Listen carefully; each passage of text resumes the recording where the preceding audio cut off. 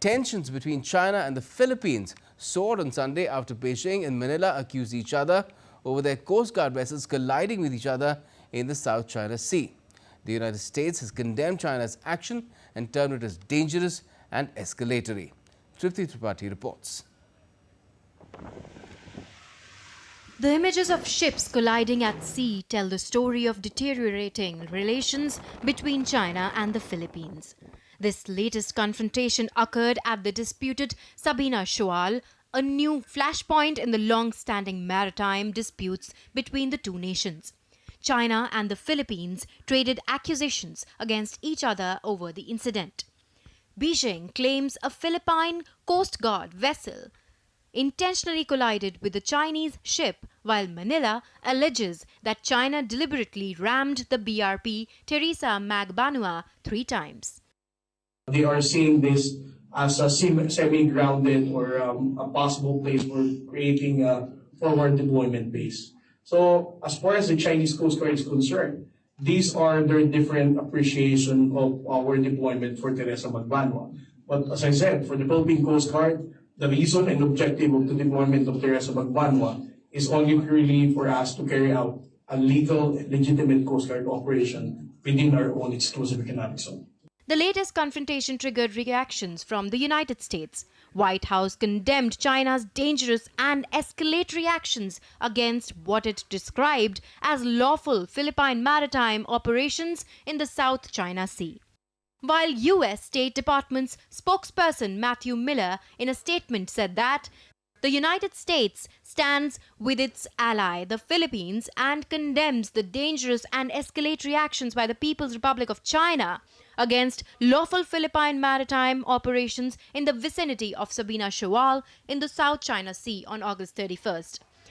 Tensions have been rising since April when a Philippine vessel anchored at Sabina Shoal to assert Manila's territorial claims.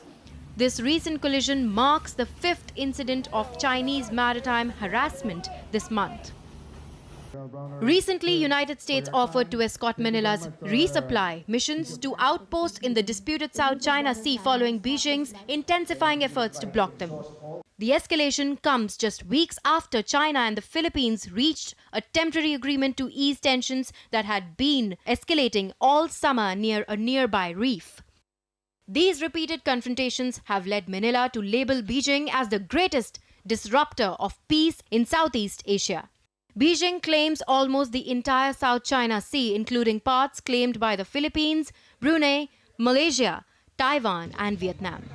Portions of the waterway where $3 trillion worth of trade passes annually are believed to be rich in oil and natural gas deposits, as well as fish stocks.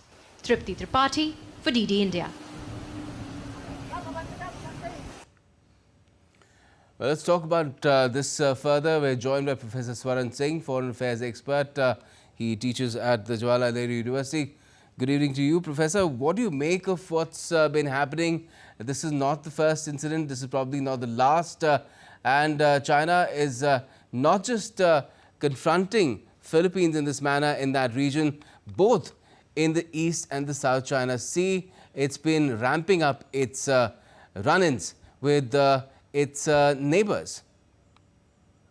Absolutely. What is happening in South China Sea, as China is doing around much of its periphery, is the increasing intensity and increasing frequency of such dangerous collisions on high seas. It does not care for international law anymore. 2016 Permanent Court of Arbitration judgment it had neglected and defied. China is also incidentally signatory of something called Convention on International Regulations for Prevention of Collusions on Seas.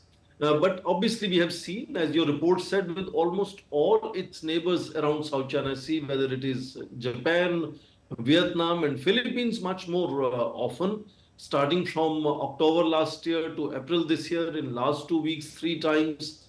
There have been such adventurous gestures, including collusions, which I think is a matter of great concern for, shipping is increasing around the world. and the safety of sea lanes is very significant. And what China has done over a period of time is that it has turned in small reefs and shoals into artificial islands, and that is how it keeps extending its claim for what is United Nations Convention on Law of Sea says 200 nautical miles EEZ, which is exclusive economic zone. Now the territory, the shoal that is we are discussing today is about 630 miles from China's coast, which is much closer, About 120 1,200 miles. kilometers.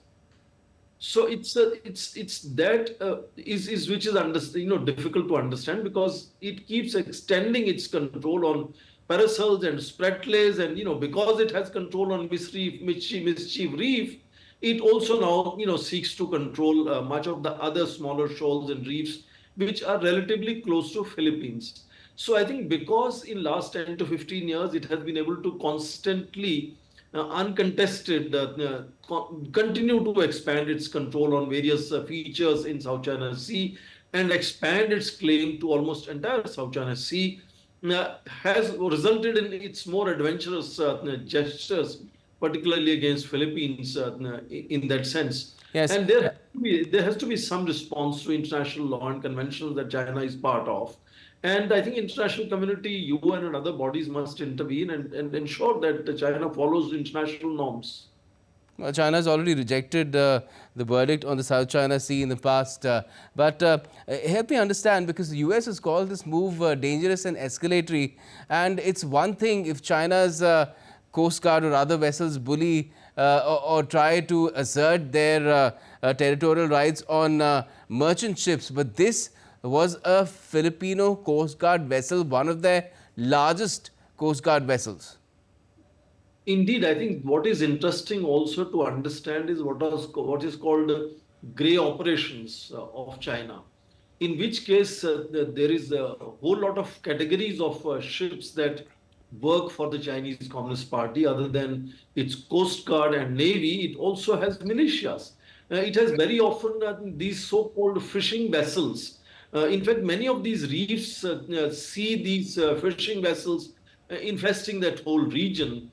And whether they are kind of part of Navy or Coast Guard or they are individual fishermen is very difficult to understand very often. And that is how a lot of gray areas continue to be there, which builds anxiety and tensions over a period of time. In that shoal that we are discussing, it's actually east of second Thomas Shoal, which Philippines had actually kept control for a long period of time with a rusted World War II small ship anchored there forever for a permanent presence, which was removed in April this year after some understanding with China. And Chinese have also allowed that they will allow a refurbishing, replenishing of personnel, of storage, of food, and so on.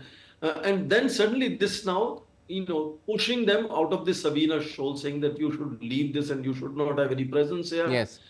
Is very unusual, unpredictable behavior. So the various instrumentalities that Chinese are using are very grey and therefore difficult to identify. There is one line of thinking, Professor Singh, that China is basically trying to whittle down resistance of countries like Philippines, which are militarily less mighty than China. China has built up its own military strength, especially maritime strength in recent years. It's doing the same with Japan, it's doing the same with Taiwan, perhaps Brunei as well, where Prime Minister Modi will also be going in a couple of days from now. But is it having the kind of effect that China thinks it will have, that these countries will back off, or is the reverse happening? Because all of them are friends with the US.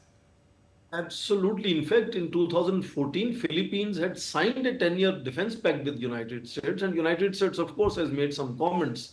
Also, India's foreign minister, Dr. Jaishankar, was there in March in Manila and had reiterated India's support to Philippine sovereignty, being important. Now, what is interesting is I can understand Japan and then, some other countries like India, maybe just not in any collective. But four of these countries, Philippines, Brunei, Malaysia, and Vietnam, they are part of ASEAN. ASEAN, for some reason, has never been able to collectively stand against China. And therefore, China takes advantage of dealing with these issues at bilateral level and keeps browbeating any of these countries. And we have seen when the court of arbitration had decided something that Chinese have no claim on this region, the president meanwhile had changed in Manila, and the next president, Rodrigo Duterte, said that I don't care about this judgment. I want to have investment from Beijing. So because they're able to incentivize and engage at bilateral level, I think that has also emboldened Chinese, because compared to any of these individual countries, China is much stronger, definitely. And because incrementally it has built its presence, I mean, they have surface to air missiles deployed in paracels in Woody Islands, for example, for several years now. And that kind of militarization of South China Sea, which has a great, traffic of ships, both civilian and military. In fact, more than $3 to $4 trillion of trade crosses through these sea lanes of communication here. And that is a concern for not just these countries that are kind of target of Chinese assertions and force projections, but for the entire region in that sense. So I don't understand why ASEAN should not be the first to combine, and ASEAN should bring other stakeholders like Japan, Russia, India into it, and create a collective kind of pressure on China to at least follow the conventions that it is signatory to. And therefore, I think it's very dangerous to start this new trend of collusion. And this, as I started saying, China's this whole style of collusion has seen much more frequency and intensity over years.